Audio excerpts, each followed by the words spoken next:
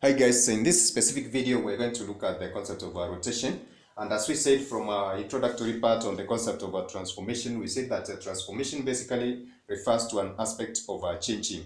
So therefore we had mentioned the various types of transformation, which we said were reflection, translation, rotation and dilation.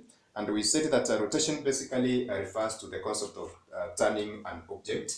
And now from the summary point of view, this particular concept of rotation meant turning an object, and I'd given an example of an object that we had given as f, and therefore if we try to consider it from a specific point of reference O, we are going to see that the concept of rotation basically refers to as turning an object.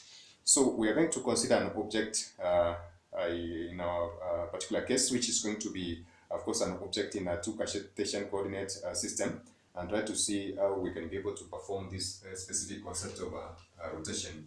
So therefore, if we have a Cartesian coordinate for the x and y axis given as such, we can be able to have a particular object. So this is our point of origin f. We can be able to have a particular object given as f.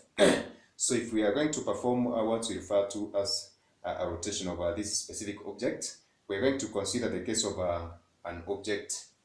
Let's have, for instance, just have this one given as such. Okay, just maintain our object.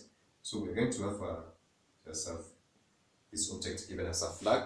So if we have this specific flag, then therefore we're going to have our flag given as, or let me just consider it from here. So we are going to have our flag given as such. And if we try to look at this flag, we can be able to reflect it in the y. If y is going to form a mirror line, we can be able to reflect this object in this specific axis. So remember from the description of a four Cartesian coordinate, two-dimensional Cartesian coordinate, we said that we have four quadrants, which are going to be given in this anti-clockwise direction from this specific axis. So this is the first quadrant, second, third, and fourth. So I'm going to use the concept of a quadrant so that it can be easier for us to understand.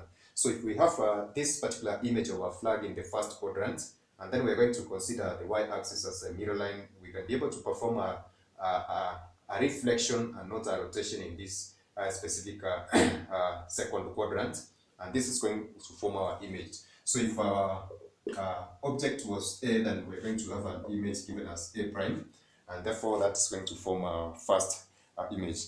So suppose we perform our next reflection in the third quadrant, we're going to have this one given in terms of an inverted flag, which is given as such, and this is going to form our A prime prime as our third object given as such. So the concept of rotation basically refers to the aspect of trying to change an image from A to A prime. So I've said that we can be able to change the image A to A prime, and this is going to be a reflection.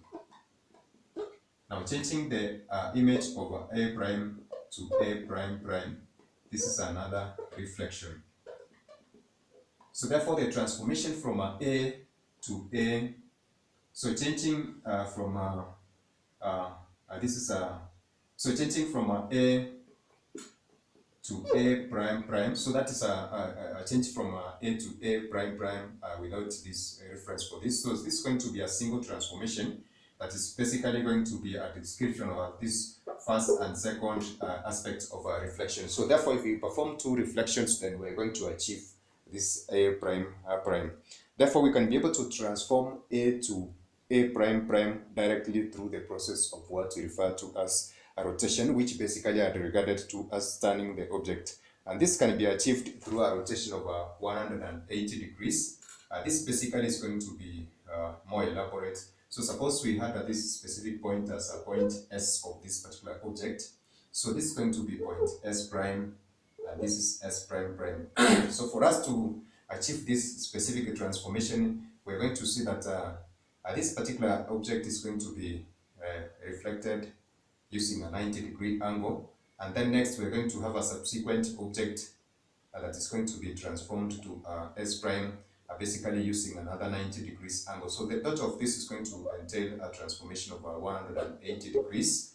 And therefore, transformation from A to A prime prime is going to entail a transformation of 180 degrees, which can be described using these two specific reflections. So we can rotate an object around a specific point, like a point of origin or this point of intersection of two lines, which basically is going to give us 180 degrees reflect 180 degrees rotation, which basically consists of two reflections.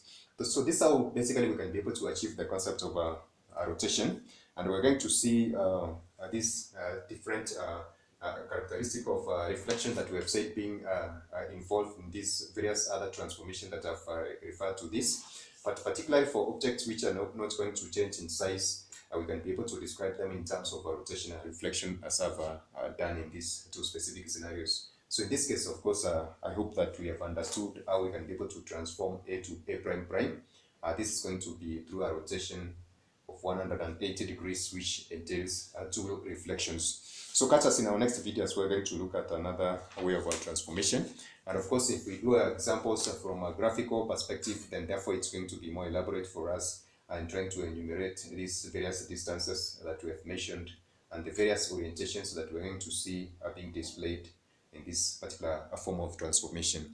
So that is it for now, guys. Kindly check our description boxes for various links of other videos which are similar, and subscribe to our channel so that we can be getting updates on various related topics related to the concept of geometry. So that is it for now, guys. Bye, God bless you. Catch us in our next video.